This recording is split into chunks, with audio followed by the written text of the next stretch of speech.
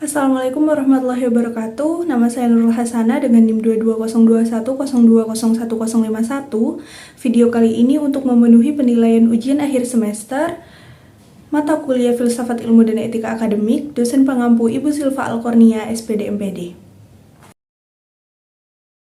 Menurut saya, secara ontologis, filsafat ilmu dan etika akademik ini mengajarkan kita sebagai seorang akademisi bagaimana kita bisa berpikir kritis.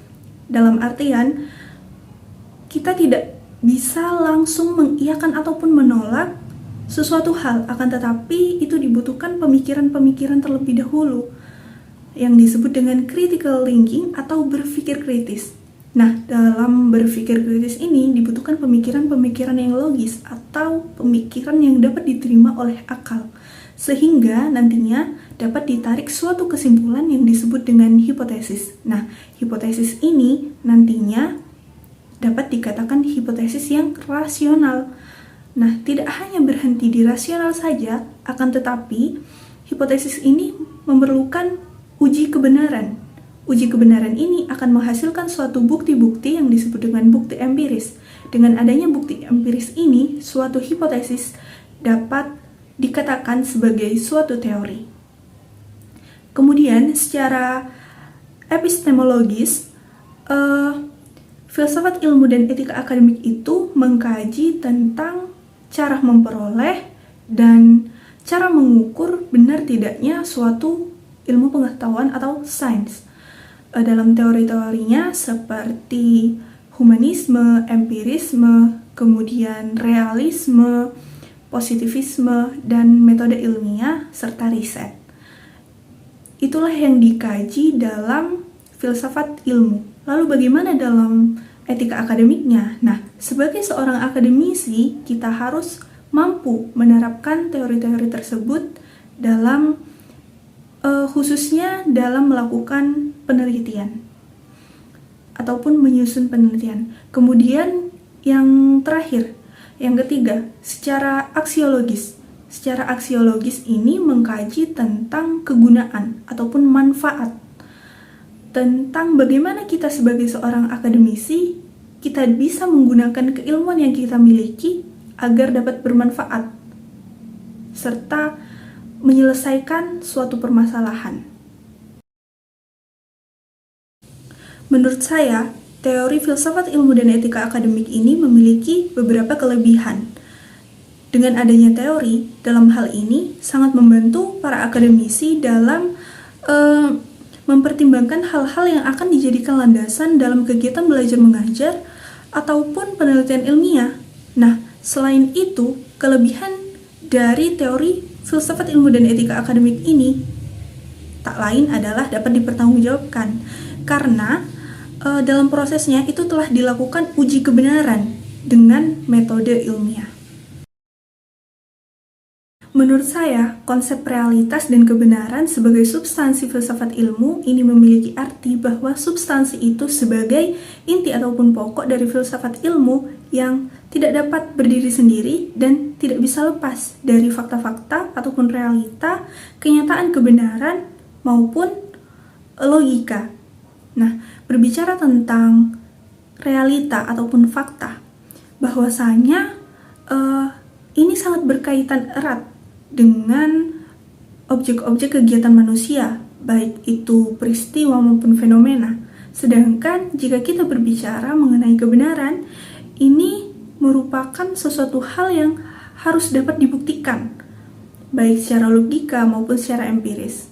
Nah, dalam kebenaran ini memiliki 3 teori, yaitu yang pertama koheren, kemudian korespondensi, dan pragmatis. Dalam pendidikan luar sekolah, konsep realitas dan kebenaran sebagai substansi filsafat ilmu ini dapat kita lihat pada program kesetaraan. Nah,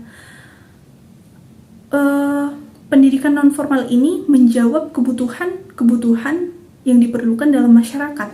Sedangkan kita lihat masyarakat kita pada saat ini tidak semua berkesempatan untuk mendapatkan pendidikan di jenjang pendidikan formal karena itu terbatas dengan usia. Contohnya, ibu-ibu ibu-ibu pada daerah A itu ingin bekerja ke pabrik, minimal syaratnya adalah lulusan SMA sederajat. Sedangkan pada daerah A, ibu-ibu itu rata lulusan SD sampai SMP. Nah, inilah peran PLS dalam program kesetaraan dengan konsep realitas dan kebenarannya. Pada faktanya, ibu-ibu pada daerah A itu membutuhkan pendidikan untuk sampai pada jenjang C atau setara dengan SMA. Sedangkan usia mereka bukanlah usia anak sekolah lagi. Nah, pada konsep kebenarannya secara logika maupun empiris, program kesetaraan PLS ini mampu menjawab kebutuhan-kebutuhan tersebut. Menurut saya, etika akademik merupakan suatu hal yang menjadi kewajiban bagi seluruh sivitas akademika yang harus ditaati, salah satunya yaitu dalam pengembangan ilmu dan teknologi. Kemudian, dalam bidang PLS dibutuhkan kehati-hatian dalam menyusun karya tulis, misalnya dalam pemberdayaan masyarakat. Sebagai seorang akademisi, kita harusnya lebih berhati-hati terkait sumber-sumber yang ada yang kemudian akan dijadikan patokan dalam kepenulisan. Nah, jangan sampai ada yang namanya plagiarisme. Oleh sebab itu, sebelum mengunggah karya tulis, sebaiknya sebagai seorang akademisi untuk melakukan pengecekan terlebih dahulu terkait plagiasi tersebut bisa melalui aplikasi ataupun website, misalnya seperti Turnitin. Berikut ilustrasi yang saya buat terkait tentang logika, etika, dan estetika. Mari kita simak bersama-sama. Ini gimana ya? Aku pusing banget. Aku mau cari referensi, tapi perpustakaan udah tutup. Padahal ini tenggatnya tuh udah besok. Gimana dong? Oh iya ya, sekarang kan hari libur, pasti perpustakaan tutup. Tapi kan sekarang udah ada internet lah, jadi kamu bisa cari di Google tuh. Kalau cuma bikin referensi, coba aja buka Google. Langsung ke Google ya. Kayak gini kan? Tapi jangan cari di website. Soalnya kalau website tuh kan kurang terpercaya ya. Jadi kamu tuh nyarinya tuh di jurnal, biasanya di Google Cendekia gitu. Atau Google Scholar. Jadi langsung ke Google Cendekia ya, nggak boleh di website? Iya, soalnya kurang terpercaya kalau di website. Oke. Nah, gini nih. Ini biasanya udah terpercaya kalau udah diupload di Google Cendekia gitu. Oh iya. Nurul, lihat deh, tugasku dari ACC dosen. Aku dipuji tahu, katanya daftar pustakaku itu sumbernya jelas. Tuh. Dalam video tersebut dapat kita lihat bahwa letak penggunaan logika adalah saat adanya percakapan untuk menggunakan Google dalam mencari referensi sumber belajar. Dikarenakan pada hari itu libur dan perpustakaan offline itu biasanya tutup. Sedangkan dari segi etika bisa kita lihat bahwa dalam percakapan tersebut tentang bagaimana negosiasi yang ada yang terjadi agar mencari sumber belajar di jurnal, bukan dari situs-situs ataupun website yang tidak jelas sumbernya.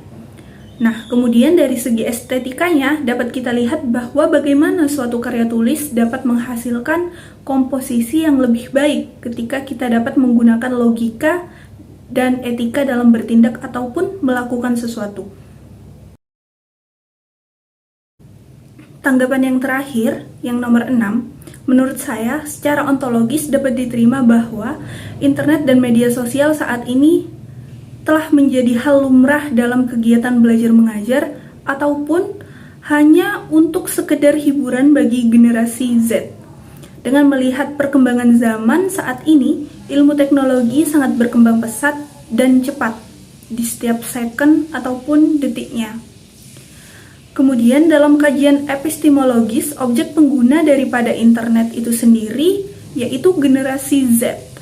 yang saya rasa sebagian dari mereka masih di bawah umur dan menurut saya kurang kesiapan untuk menerima perkembangan teknologi yang semakin pesat sehingga saat ini teknologi dan media sosial banyak disalahgunakan. Seringkali kita temukan seperti demikian. Oleh karena itu, menurut saya perlu adanya pengawasan oleh orang tua terhadap anak agar anak dapat menggunakan internet dan media sosial secara lebih bijak lagi. Kemudian, yang terakhir dalam kajian aksiologis, internet dan media sosial ini sangat berguna dan bermanfaat, khususnya dalam inovasi pendidikan yang ada di Indonesia. Sebab dengan adanya internet, pembelajaran juga bisa terus terjadi meski dilakukan tidak secara langsung ataupun tatap muka. Dengan jarak jauh pun, kegiatan pembelajaran ini tetap bisa terlaksana dengan adanya perkembangan internet pada saat ini yang sudah semakin canggih. Contohnya seperti kemarin saat terjadi COVID-19. Nah, kemudian dengan adanya media sosial, belajar pembelajaran itu bisa menjadi lebih inspiratif dan inovatif karena pada saat ini peserta didik dapat langsung mengunggah tugas ataupun kegiatan belajar dalam media sosial mereka. Sehingga dengan ini itu dapat menciptakan pembelajaran yang lebih efektif serta efisien. Baik, sebelumnya terima kasih. Sekian tanggapan dan video dari saya untuk memenuhi penilaian ujian akhir semester pada mata kuliah Filsafat Ilmu dan Etika Akademik. Kurang lebihnya mohon maaf. Wassalamualaikum warahmatullahi wabarakatuh.